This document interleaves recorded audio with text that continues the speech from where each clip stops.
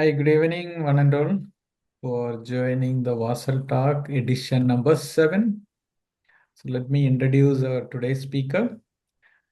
So today's speaker is a transformational empowerment coach, speaker, and training facilitator. She has a background in psychology with over 8 years of experience in HR and learning and development. Prior to shifting to the coaching and training in the passion-driven pursuit of helping people develop themselves in their personal and professional lives.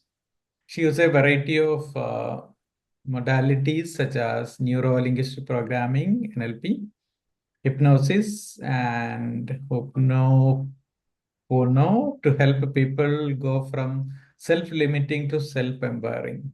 So let me welcome Alexandra Reyes in the online platform to take us through the embracing the power within, how to be self-empowering. Over to you, Alexandra. Thank you, Salim. And I am incredibly excited to talk to you guys today about embracing your inner power, embracing the power within, and how you can be self-empowering. All right, so first off, thank you for that introduction. So I don't need to introduce myself here. Now, to begin, before we move forward, I want to ask everybody, do we all agree to listen with an open mind?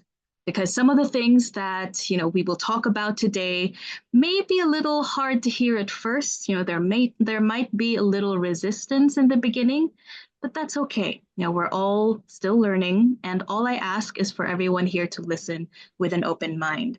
So with that in mind, can I get a yes in the chat box to confirm that you agree to listen today with an open mind? I can't actually see the chat right now, but I assume you're saying yes, so thank you if you are. All right, so what does it mean to be self-empowering? Basically, what it means is that you are in the driver's seat of your own life. You are the one who is in charge of your own life, instead of you giving that power to someone else or something else. Now, let me explain that further. I'm sure you're all familiar with the law of cause and effect, that everything that happens has a cause and everything that happens has an effect as well. There are causes and consequences to everything. Now, this is also something that you can look at as an approach, a way that you can approach your life. That you can be in the effect side of life, where things are happening to you, and where all the things that are happening in your life, whether good or bad, can be attributed to something else, someone else is doing, or perhaps the economy, or something else outside of you is the reason for everything that's happening in your life. Or you can have the approach of being on the cause side, where you are the one who is creating the experience of your life. You're the one who's bringing in all these different experiences or attracting different experiences, whether good or bad. Yeah. This can also be thought of as, being the creator of your own story or the victim in your own story. Another way to think about it is whether you are being self-empowering or self-limiting. Are you accepting the power that you have within yourself to take charge in your life? That is the question. Now, I want to show you something that we call the life mastery model to help you understand better how exactly we become the creators of our lives. Okay. Now, in this equation, we will actually start at the end, which is the results. The results here include all the different things that you have in your life. When it comes to the level of success that you've achieved in your career, the quality of the relationships that you have, the quality of the friendships that you have, like how you communicate with your partner, the kind of house that you live in, the kind of lifestyle that you have for yourself, the amount of money that you have in your account. What drives all of these results in your life? That would be your behavior. This is the sum total of all the actions that you take and all the actions that you don't take. You know, all of that put together drives the results that you have. Can we all agree on that? You know, what you do creates your results. Simple enough. Now, what drives your behavior? What drives you to do the things that you do? That would be your state. And this is your mental, emotional, and physical state. What do I mean by this? If you think of, a time when you got really angry, for example. Now, when you're angry, there is a range of behaviors that is more easily accessible to you in that state.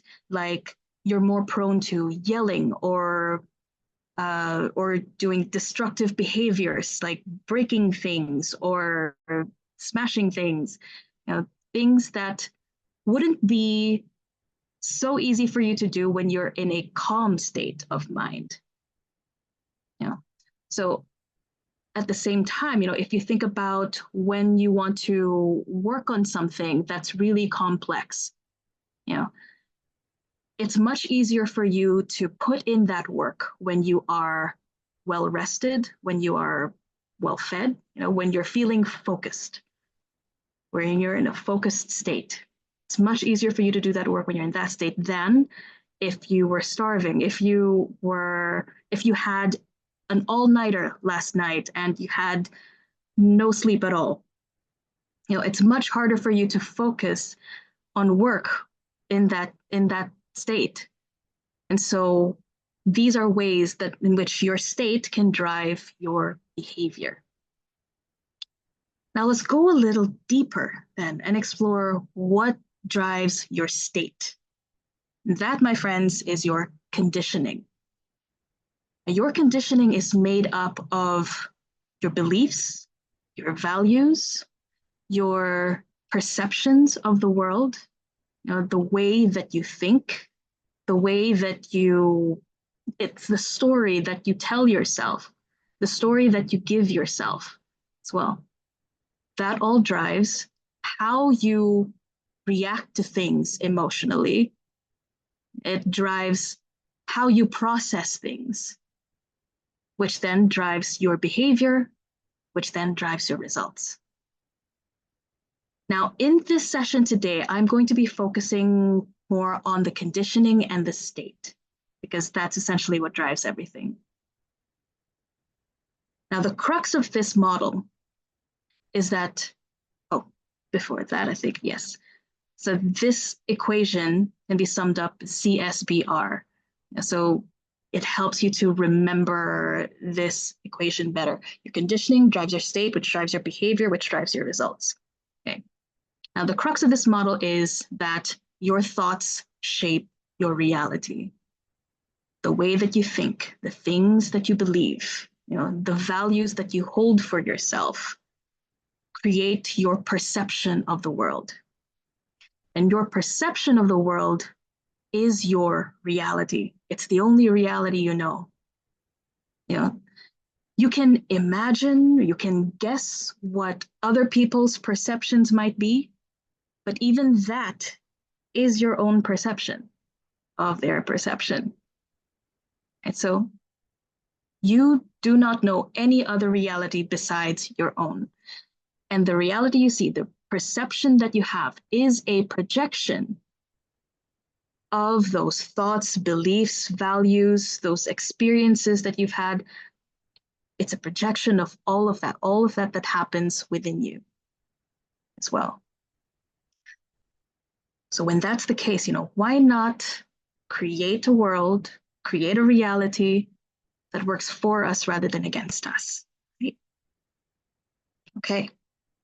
Now, in any given moment, there are these three things that's always happening within you. You are thinking thoughts, You are feeling emotions and you're experiencing a physiological response. Right? Now, you have an idea of what thoughts are, and I think you already know. So your thoughts is the narrative that's going on within your head, right? The physiological responses are the things like, the rate of your heartbeat. You know, when you are sweating, or when the hairs stand up on your skin, right? Those are different physiological responses. And when it comes to emotions, however, can anybody tell me from a scientific perspective what emotions are? Can anybody guess?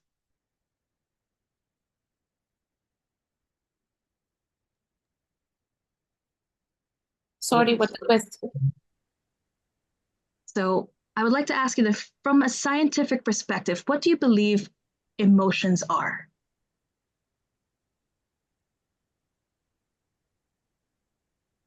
Emotions, the thoughts. So our thoughts can fuel emotions, right? And our emotions, when we get down to the nitty-gritty, the science of it, our emotions are essentially chemicals. They're a combination of the different chemicals that are produced by your brain, by your hypothalamus, I believe. They're hormones like cortisol, serotonin, oxytocin, dopamine, adrenaline. And so all of our emotions are combinations of these chemicals, and they act as feedback to the quality of your thinking, right? So if we take, for example, if you think about work and something happened at the beginning of the day at work, somebody shouted at you, and because of that, you felt anger, right? It's a natural response to somebody being aggressive, right? Anger. And what happens when you're angry? Your cortisol levels, your adrenaline levels shoot up. Your heart starts to race, and blood starts to flow to your fists. So these are just some of the things that happen in your body when you're feeling angry, right? Now, studies have actually shown that an emotion takes only up to 90 seconds for it to run its full course in your body. So when you're feeling angry at something, it takes only up to 90 seconds from the time that trigger started to the time that the adrenaline and the cortisol is completely flushed from your body. It takes only up to 90 seconds for it to run its full course. So why then do we continue to feel angry for much longer, long after the event is done? The event happened hours ago, days ago, maybe even weeks ago, but you're still angry about it. Why is that? That is because we as humans are incredible storytellers, and we replay that incident in our minds. We replay that incident of when our coworker shouted.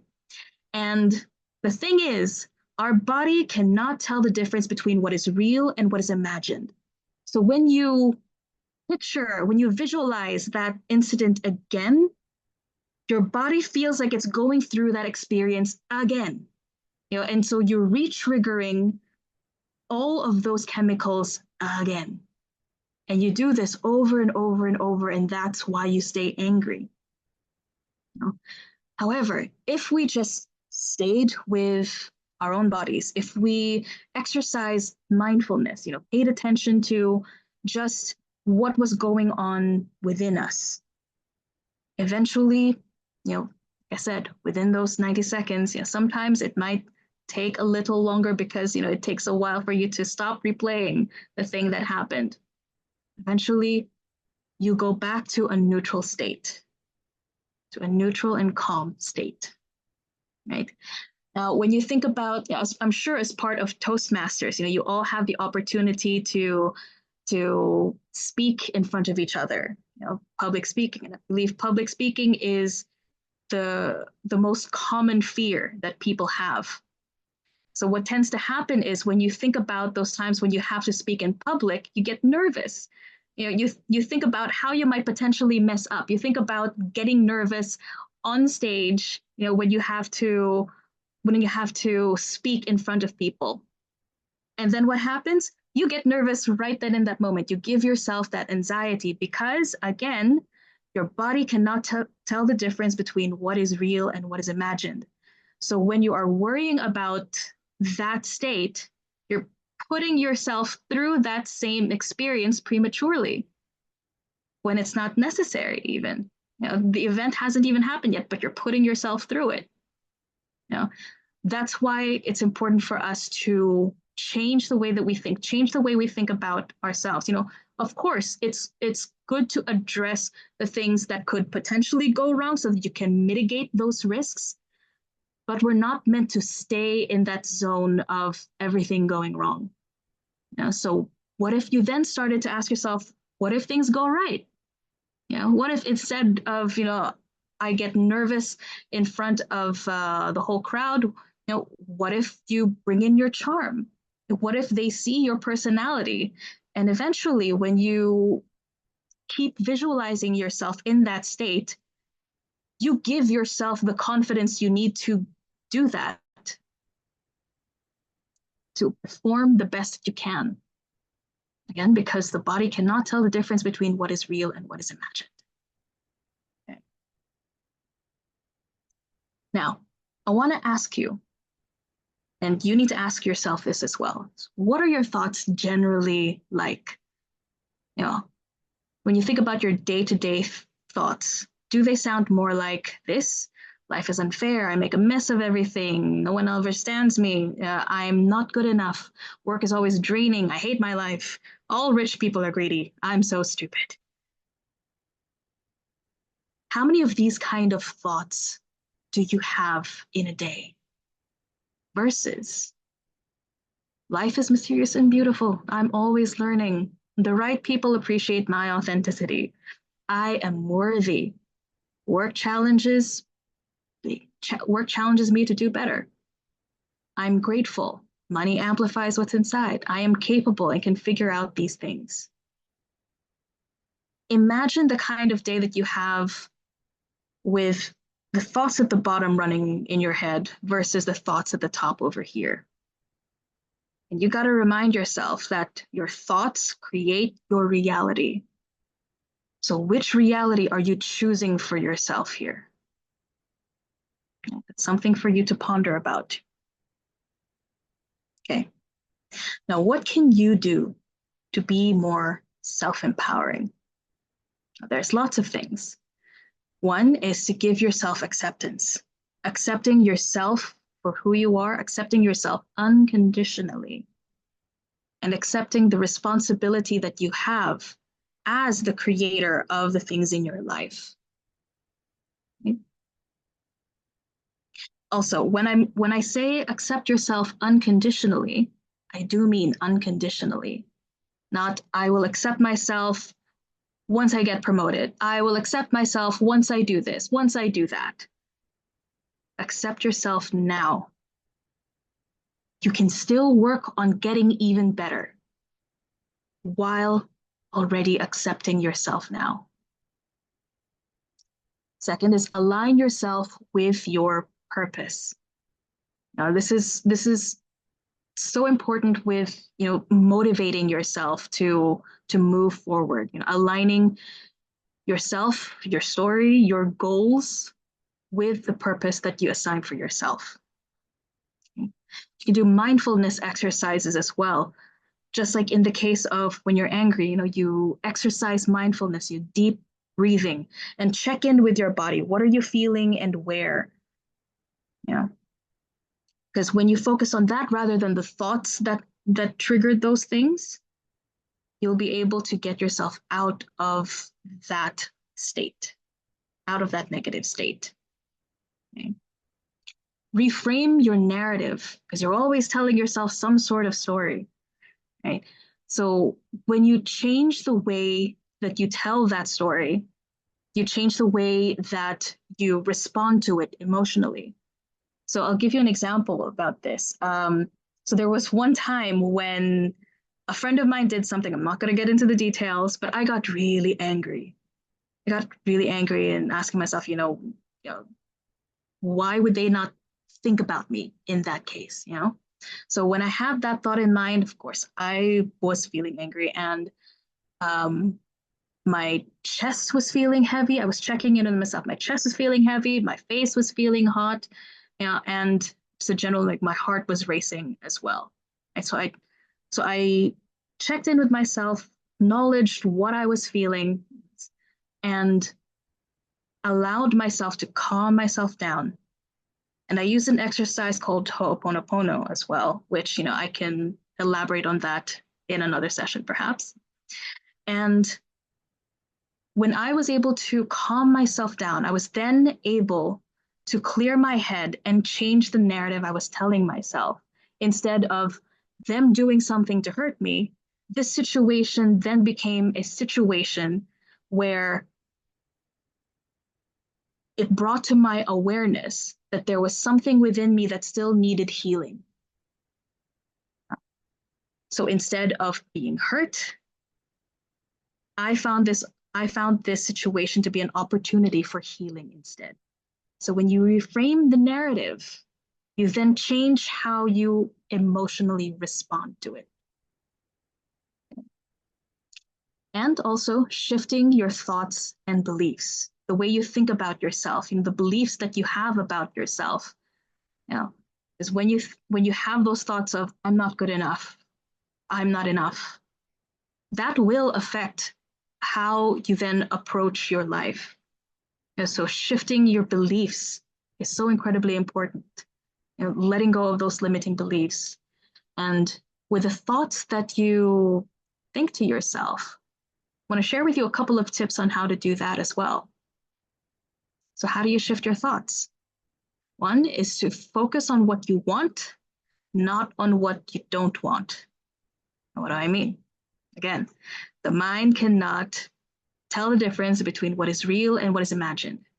So if I were to tell you, don't think about pizza, what are you thinking about? Pizza, right?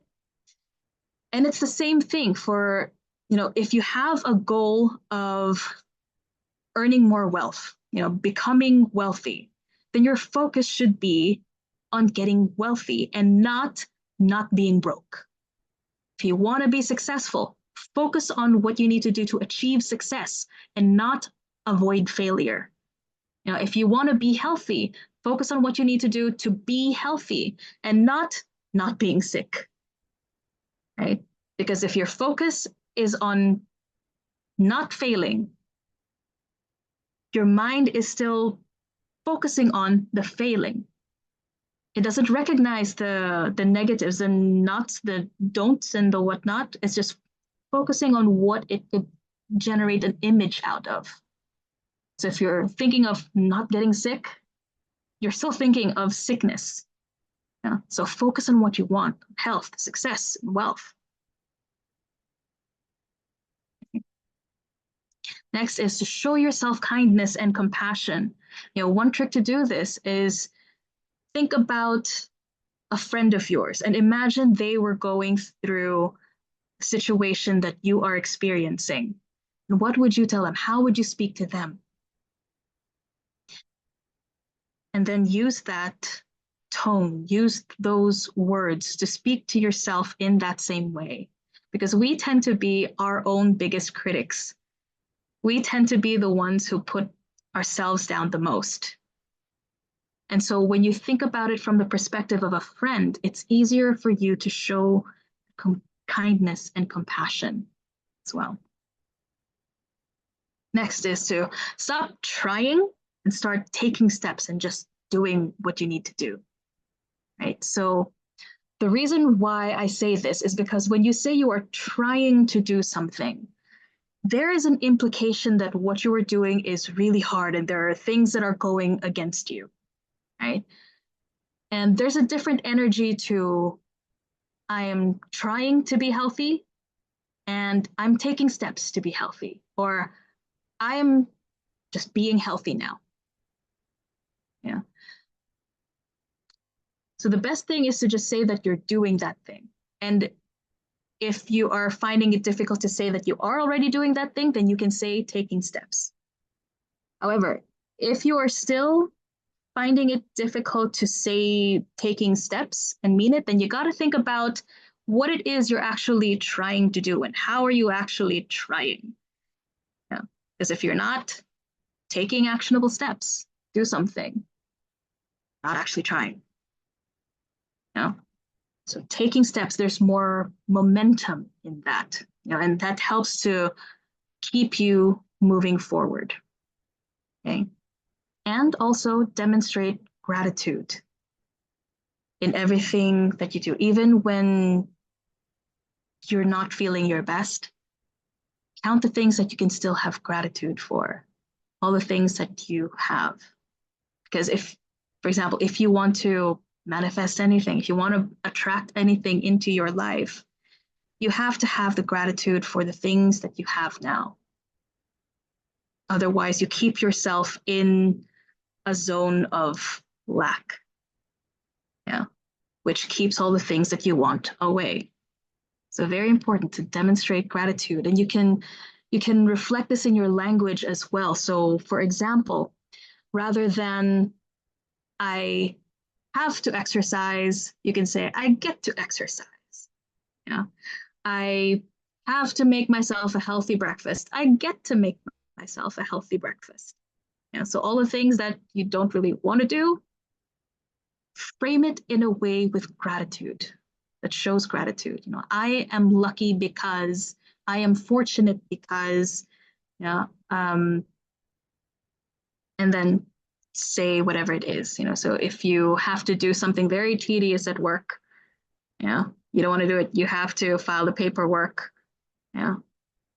Say instead, I get to work. I get to file the paperwork, and then you can then relate that to your higher purpose as well. Like what I said in the earlier, aligning yourself to your purpose, aligning your actions to your purpose. That helps to give you that motivation to move forward too. Now, before I leave you, I want to leave you with these two quotes. One is from Maya Angelou. If you don't like something, change it. If you can't change it, change your attitude. And another quote by Wayne Dyer says, when you change the way you look at things, the things you look at change. Again, demonstrating the power that your mind can have. If you don't like something, change it. Take action. Take inspired action to make a change. If you can't make change that way, change the way you think about it. And you'll find that that thing will change on its own. Okay. Now, I invite you to also answer the Empowered Mindset scorecard that I have on my website as well, to give yourself an idea of how empowering your thoughts, your beliefs are already. I'll send the link in the chat as well. But I think this is a helpful tool for you to see where you could perhaps improve, where your limiting beliefs might be. What beliefs might be getting in the way of you empowering yourself, or accepting the power that you already have within yourself. Because you already have the power. Whether you like it or not, you already have the power within you. You are already empowered. The question is whether you accept that or whether you give it to somebody else, something else. All right. So I want to thank everybody for attending this session today. And if you have any questions, of course, I'm happy to answer them. Thank you for being here. Thank you for listening. Thank you for being you.